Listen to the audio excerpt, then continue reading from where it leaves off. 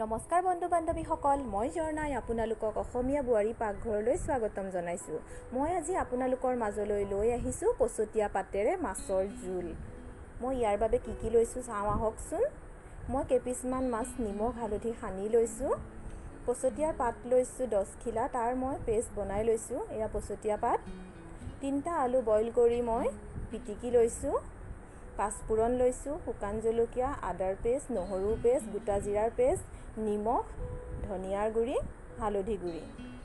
মই কেনেকৈ বনাইছোঁ চাওঁ আহকচোন।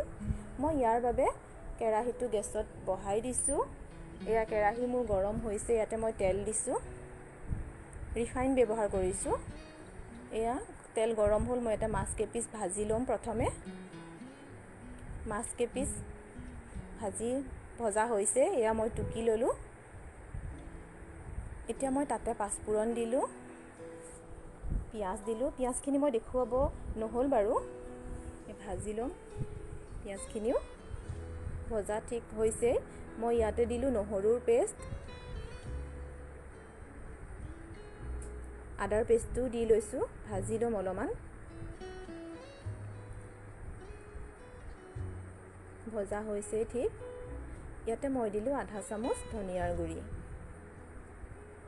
প্ৰয়োজন অনুসৰি হালধি ল'ব। শুকান জলকীয়া 3টাও দি দিছোঁ মই।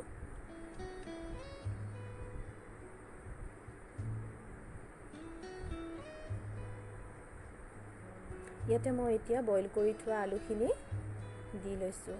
আলু দিলে তৰকাৰীখনৰ সোৱাদো বাঢ়ে আৰু অলপ ডাঠো হয় তৰকাৰীখন। ভাঙি পেলাই ভাজি লৈছোঁ। ইয়াতে মই নিমখ দিছোঁ। প্ৰয়োজন অনুসৰি আপোনালোকে যিমানখিনি তৰকাৰী হয় সেই হিচাপত নিমখটো দি ল'ব। ভাজি লৈছোঁ এয়া মই। ভজা হোৱাৰ লগে লগে মই ইয়াতে পেষ্ট কৰি থোৱা পচতীয়া পাতখিনিও দি অলপ টাইম ভাজিম। পচতীয়া পাতটো ঔষধিযুক্ত হয়, খালে ভোক বাঢ়ে বুলিও কয়, পেটৰ কাৰণেও ভাল বুলি কয়। এয়া ঠিক ভজা হৈছে। ইয়াতে মই এতিয়া গৰম পানী দিলোঁ। আপোনালোকৰ যিমানখিনি জোল লাগে সেই হিচাপত পানী দি ল'ব। মই 2 কাপ দিলোঁ।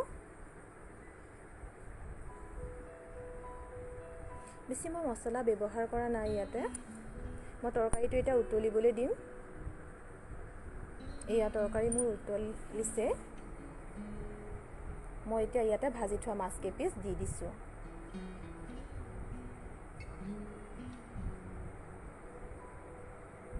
তৰকাৰীটো বহুতেই টেষ্টি হয়। আপোনালোকেও এনেকৈ বনাই খাই চাবচোন। খাই পেলাই মোক কমেণ্টত জনাব কেনেকুৱা পালে। এয়া মোৰ পচতীয়া পাতৰ তৰকাৰী ৰেডি হৈ গ'ল। মোৰ যদি ভিডিঅ'টো চাই আপোনালোকে ভাল পাইছে, লাইক কৰিব, কমেণ্ট কৰিব, শ্বেয়াৰ কৰিব আৰু ছাবস্ক্ৰাইব কৰিবলৈ নাপাহৰিব। Thank you. Bye by.